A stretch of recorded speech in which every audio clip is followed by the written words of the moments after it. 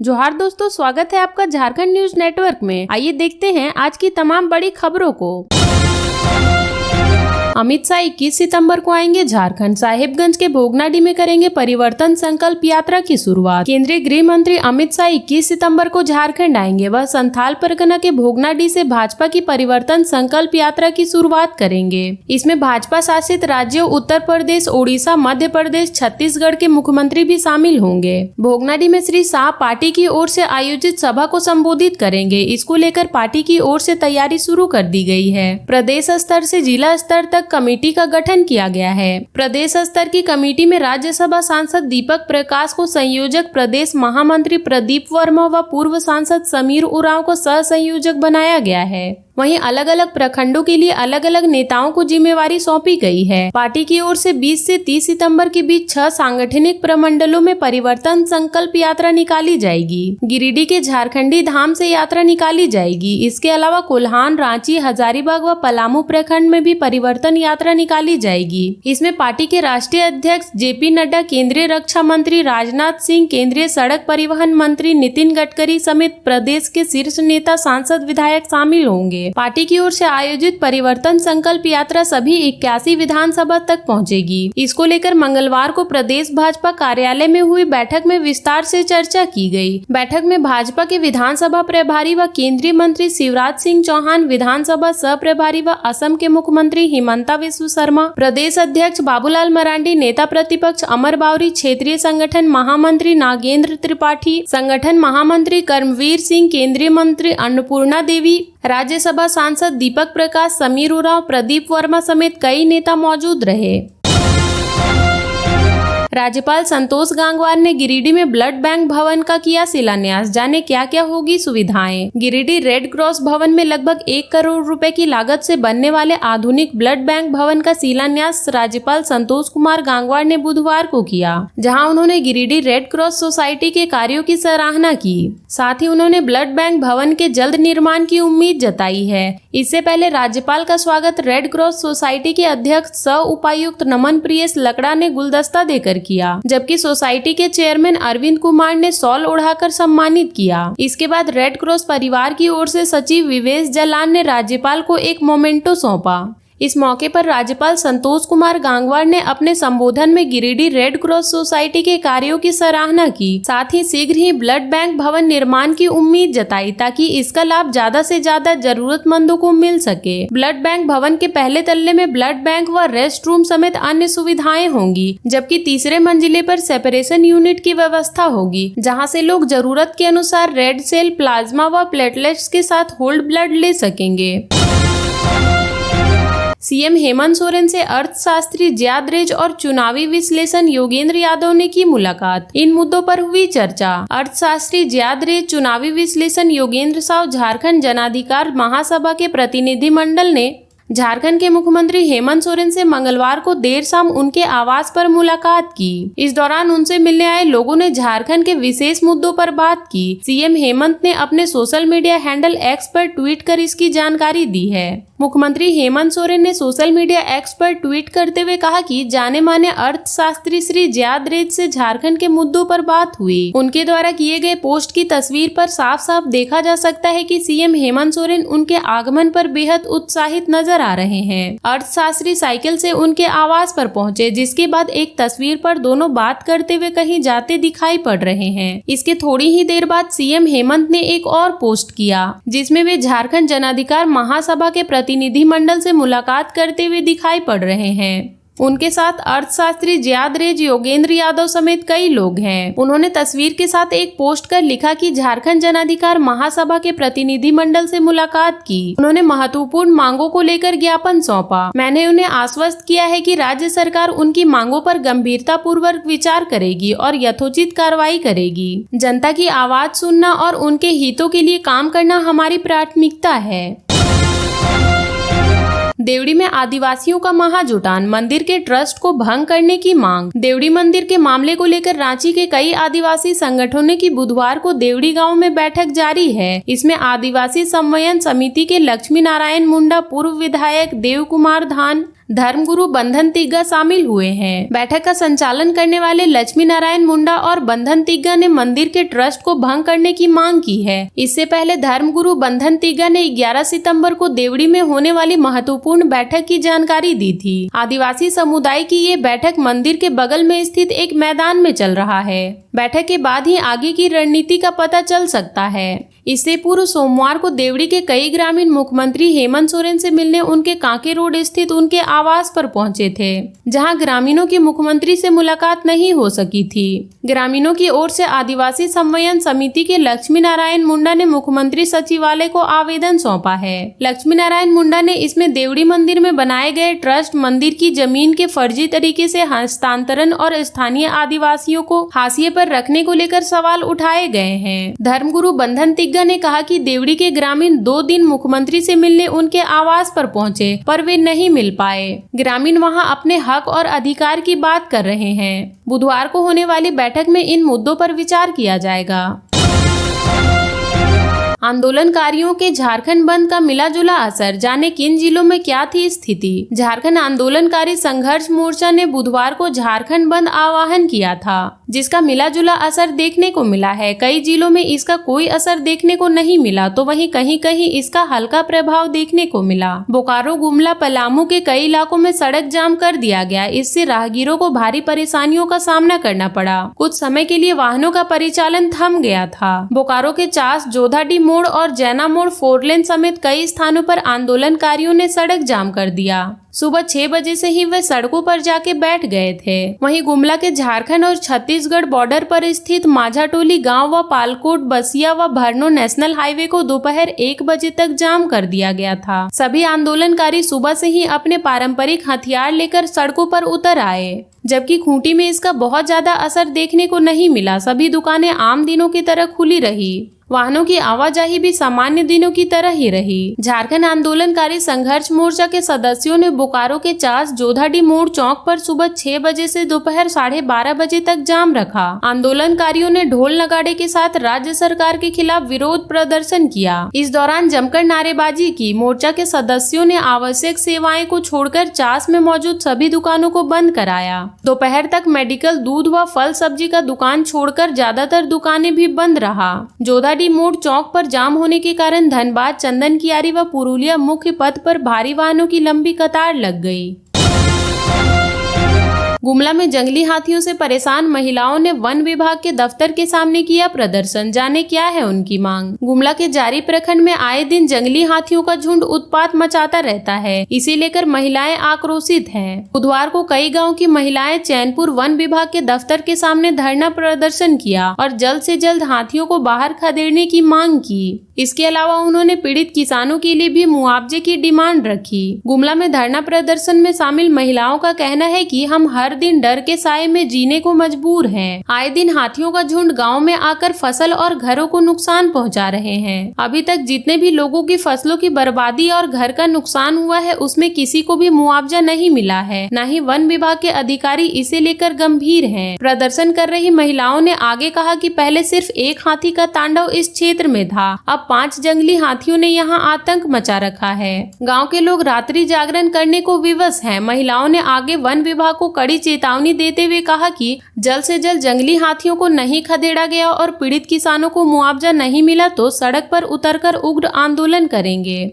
इस पूरे मामले पर प्रभारी बनपाल बुद्धदेव बड़ाई का कहना है कि उन्होंने डीएफओ को सूचना दे दी है। जल्द ही पीड़ित किसानों को मुआवजा की राशि वितरण की जाएगी। वहीं जंगली हाथियों को भगाने के लिए सभी प्रभावित गांवों में मसाल, मोबिल का वितरण किया जाएगा। समय समय पर हाथी भगाओ दस्ता की टीम भी गाँव में पहुंचकर हाथी को खदेड़ने का काम करेगी। प्रदर्शन की सूचना पर चैनपुर जीप सदस्य मेरी लकड़ा भी मौके पर पहुंची और फोन पर डीएफओ से बात की। उन्होंने कहा कि मुआवजा वितरण और हाथियों को क्षेत्र से बाहर खदेड़ने का काम जल्द से जल्द होना चाहिए।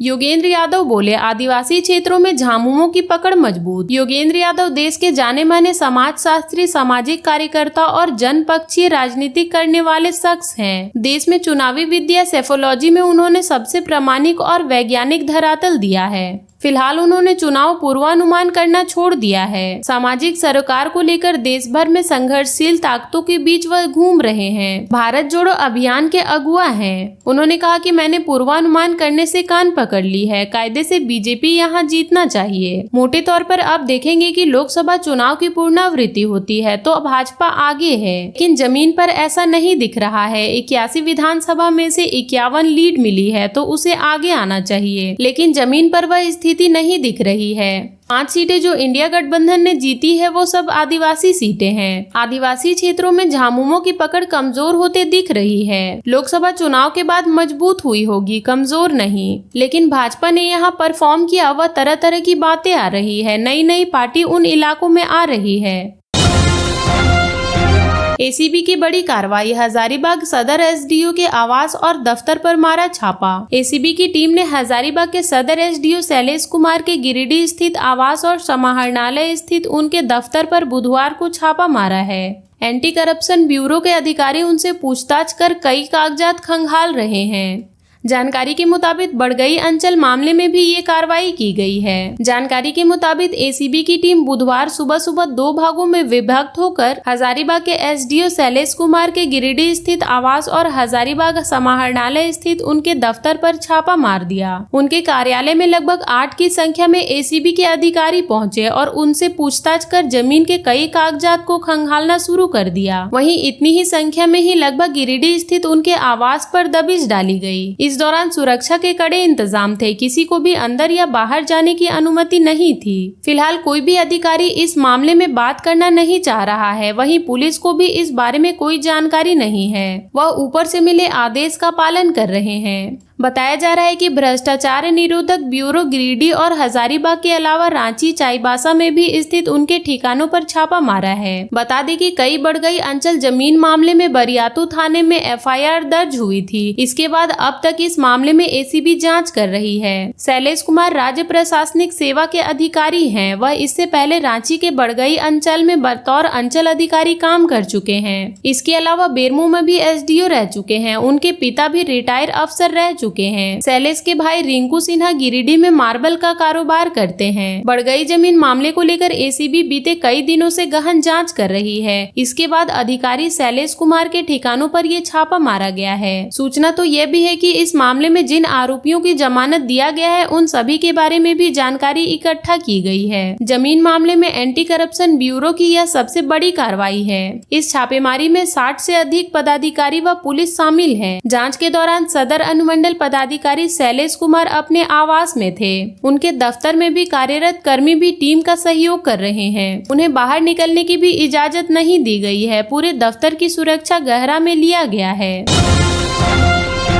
भाजपा की रायशुमारी आज, सभी 20 क्षेत्रों के लिए अलग अलग प्रभारी आएंगे। आने वाले विधानसभा चुनाव को लेकर राजनीतिक गतिविधियां तेज हो गई है। भाजपा की तरफ से 11 सितंबर को धनबाद जिला के सभी 6 विधानसभा क्षेत्रों के लिए रायशुमारी कराई जाएगी। भाजपा की मंगलवार को रांची में हुई बैठक में रायशुमारी को लेकर कई दिशा निर्देश दिए गए। सूत्रों के अनुसार पहली बार रायशुमारी बड़ी संख्या में पार्टी कार्यकर्ताओं को बुलाया गया है। सभी विधानसभा क्षेत्र में पड़ने वाले सभी मंडलों के अध्यक्ष के अलावा कार्य समिति के सभी सदस्य रहेंगे। इसी तरह संबंधित क्षेत्र के जिला पदाधिकारी, जिला कार्य समिति सदस्य, प्रदेश पदाधिकारी, प्रदेश कार्य समिति सदस्य, पूर्व प्रदेश कार्य समिति सदस्यों को आमंत्रित किया गया है। अमूमन एक विधानसभा क्षेत्र से 300 से अधिक सदस्य अपनी राय देंगे। भाजपा नेतृत्व की तरफ से प्रभारियों को एक एक सील बंद बक्सा दिया गया है। हर सदस्य को 3-3 नाम लिखकर देना है। कागज पर लिखकर सीधे बंद बक्सा में डाल देना है। उसके बाद बक्सा को रांची ले जाकर जमा करना है। धनबाद वेस्ट क्षेत्र के लिए रायशुमारी जिला कार्यालय में होगी, जबकि झरिया का आरएस पैलेस तथा बाघमारा का सावित्री पैलेस दरीदा में रायशुमारी होगी। रायशुमारी की तिथि आते ही दावेदार मंगलवार देर रात तक सक्रिय रहे।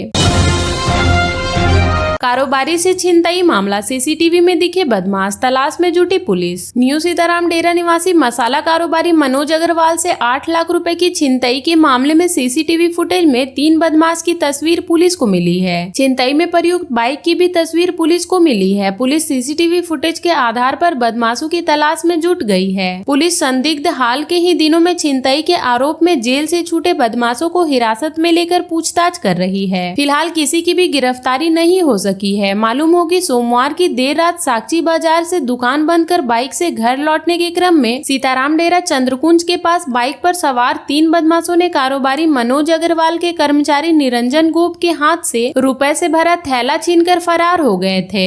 थैले में 8 लाख रुपए थे। इस संबंध में मसाला कारोबारी मनोज अग्रवाल ने सीताराम डेरा थाना में अज्ञात 3 बदमाशों के खिलाफ छिनतई की प्राथमिकी दर्ज कराई है।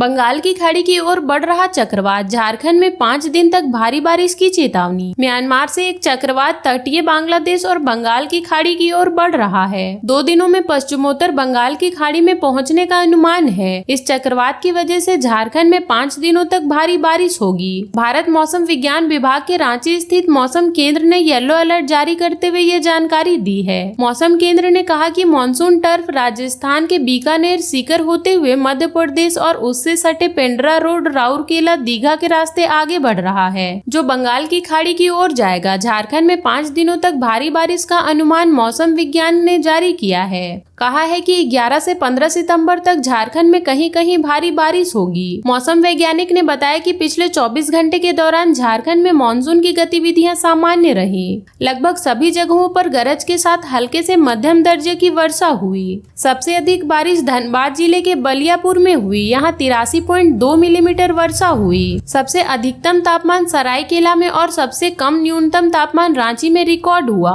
सबसे अधिक तापमान 34.8 डिग्री सेंटीग्रेड और सबसे कम तापमान 23 डिग्री सेंटीग्रेड दर्ज किया गया। मौसम वैज्ञानिक ने बताया कि आने वाले 2 दिनों में झारखंड में अधिकतम तापमान में बड़े बदलाव की संभावना नहीं है। इसके बाद तापमान में 3 से 4 डिग्री की गिरावट आ सकती है। 52 दिनों से हड़ताल पर बैठे मनरेगा कर्मियों की पीड़ा, वादा भूल गए सीएम हेमंत सोरेन। पलामू जिले के मनरेगा कर्मी अपनी मांगों को लेकर 52 दिनों से हड़ताल पर हैं। उनमें राज्य सरकार के खिलाफ नारेबाजी है। उन्होंने कहा कि सत्ता में आने से पहले हेमंत सोरेन ने सेवा स्थायी करने का वादा किया था, लेकिन सत्ता में आते ही वे अपना वादा भूल गए हैं। सरकार उनकी सूद नहीं ले रही है, लिहाजा वे हड़ताल पर बैठने को मजबूर हैं। सेवा स्थायी करने समेत अन्य मांगों को लेकर पलामू जिले के मनरेगा कर्मी अनिश्चितकालीन हड़ताल पर हैं। पिछले 52 दिनों से मनरेगा कर्मी आंदोलन पर डटे हुए हैं। समाहरणालय के समक्ष धरना प्रदर्शन करते हुए मनरेगा कर्मी ने झारखंड की हेमंत सोरेन सरकार के खिलाफ नारेबाजी की और अपनी मांगों के समर्थन में आवाज बुलंद की। मनरेगा कर्मचारी संघ के पलामू जिला अध्यक्ष पंकज सिंह ने कहा कि उनकी सभी मांगे जायज है। राज्य सरकार की हठधार्मिता के कारण मनरेगा कर्मी में आक्रोश है। कुछ दिनों पूर्व झारखंड के ग्रामीण विकास मंत्री ने मनरेगा कर्मियों के संग वार्ता हुई, लेकिन मांगों पर उनकी सहमति होने के बावजूद संघ को लिखित समझौता पत्र उपलब्ध नहीं कराया गया। ऐसी स्थिति में मनरेगा कर्मियों ने हड़ताल जारी रखने का निर्णय लिया है। उन्होंने कहा कि मुख्यमंत्री हेमंत सोरेन अंग्रेजी हुकूमत की तरह शासन कर रहे हैं। उन्हें आम जनता के दुख दर्द और मनरेगा कर्मियों की समस्या से कोई मतलब नहीं है। यही वजह है कि मनरेगा कर्मियों का शोषण वर्षों से किया जा रहा है। मनरेगा कर्मचारी संघ के लोगों ने कहा कि सत्ता में आने से पहले हेमंत सोरेन से सेवा स्थायी करने का वादा किया था, लेकिन सत्ता हासिल करने के बाद वे सब कुछ भूल गए हैं। केबल की खराबी से सरायढेला में 10 घंटे बिजली बाधित। गोल बिल्डिंग बलियापुर रोड में मंगलवार की सुबह अंडरग्राउंड केबल में खराबी आ गई। इससे कुसुम विहार सब स्टेशन से संबंधित इलाकों में बिजली गुल हो गई। बलियापुर रोड स्थित वास्तु विहार, कोला कुसुमा, कुसुम विहार समेत अन्य इलाकों में सुबह लगभग 7 बजे बिजली कट गई। जेबीबीएनएल अधिकारियों ने खराबी का पता लगाकर दिन में लगभग 11 बजे मरम्मत का काम शुरू किया। वहीं करीब 5 बजे नया केबल लगाकर कुसुम विहार सब स्टेशन से बिजली आपूर्ति शुरू की गई। इस दौरान सरायढेला के विभिन्न इलाकों में लोगों को बिजली संकट झेलना पड़ा। गोल्ड बिल्डिंग बलियापुर रोड में बिजली के उपकरण में आई खराबी के कारण मंजियाडी, डांगी समेत अन्य इलाकों में सोमवार की रात कटी बिजली मंगलवार की सुबह लौटी। सोमवार की रात लगभग 8 बजे आई तकनीकी खराबी के कारण इन इलाकों में बिजली गुल हो गई थी। इसकी मरम्मत कर मंगलवार की सुबह बिजली सप्लाई शुरू की गई।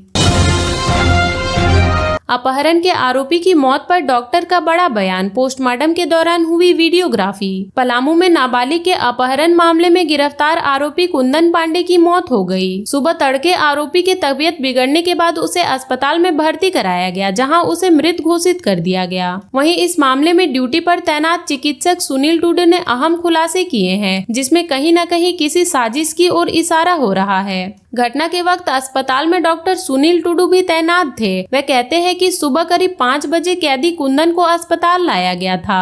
जब उनसे बीपी के बारे में पूछा गया तो उन्होंने कहा कि कैदी कुंदन की मौत सुबह 5:14 में ही हो गई थी। आखिर सुबह 6 बजे बीपी कैसे लिया गया? डॉक्टर सुनील ने कहा कि पर्ची में किसके द्वारा बीपी लिखा गया है इसके बारे में उन्हें जानकारी नहीं है। पुलिस जब कुंदन को लेकर आई थी तब पुलिस की ओर से बताया गया था कि कैदी की मौत हो चुकी है। कुंदन की आंख की पुतली भी काम नहीं कर रही थी। इसके बावजूद उसे बचाने का प्रयास किया गया लेकिन उसकी मौत हो गई।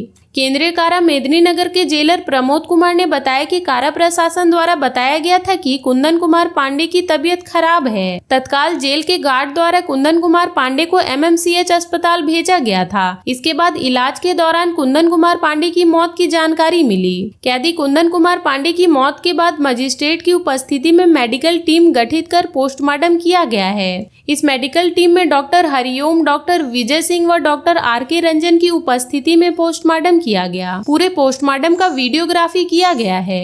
झारखंड के ऐसे ही छोटी बड़ी खबरों से जुड़े रहने के लिए चैनल को सब्सक्राइब कर ले और बेल आइकन प्रेस कर ले ताकि हर वीडियो का नोटिफिकेशन आपके फोन पे चला जाए।